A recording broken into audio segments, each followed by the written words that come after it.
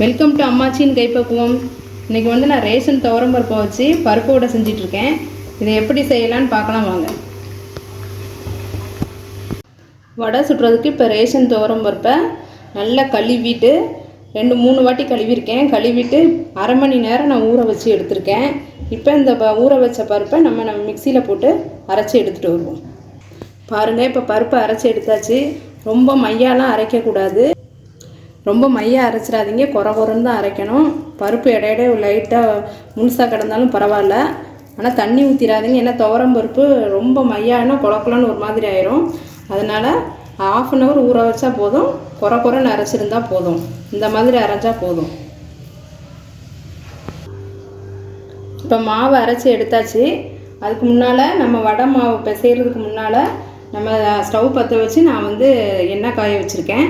இப்போ நம்ம மாவில் என்னெல்லாம் சேர்க்கலான்னு பார்க்கலாம். இப்போ வடை மாவு கூட ஒரு பல்லாரி வெட்டி வச்சுருக்கேன், அதை சேர்த்துக்கலாம்.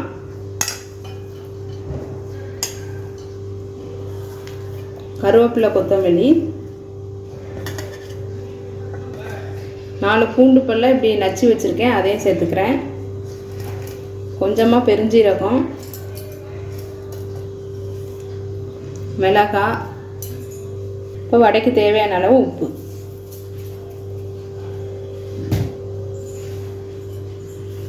இப்போ மாவு நல்லா பிசைஞ்சிக்கலாம்.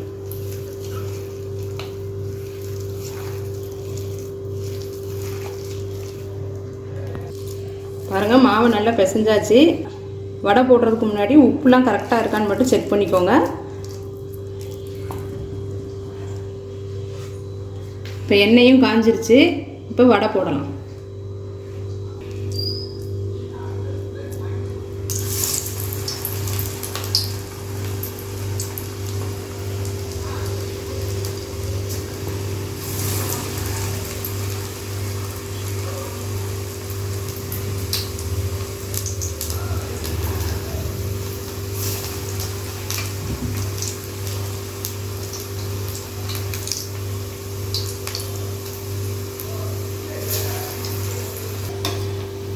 திருப்பி விட்டுக்கலாம்.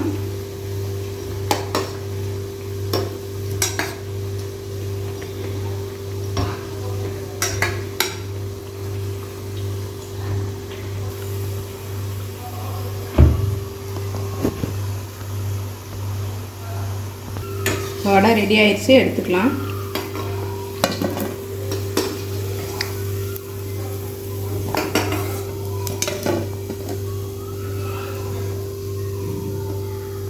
பாருங்கள், ரேஷன் துவரம் பருப்பில் நல்லா மொறுமொறுன்னு பருப்பு வடை செஞ்சாச்சு. ரொம்ப ஈஸியாகவும் செஞ்சிடலாம், டேஸ்ட்டாகவும் இருக்கும். நம்ம அதில் பூண்டு, கருவேப்பிலை, மல்லி இலை இதெல்லாம் ரொம்ப வாசனையாக நல்ல டேஸ்ட்டாக இருக்கும். பிள்ளைங்களுக்கு ஈவினிங் ஸ்நாக்ஸும் செஞ்சு கொடுக்கலாம். ரொம்ப ஈஸியாகவும் செஞ்சிடலாம் வீட்டில் உள்ள பருப்பை வச்சே.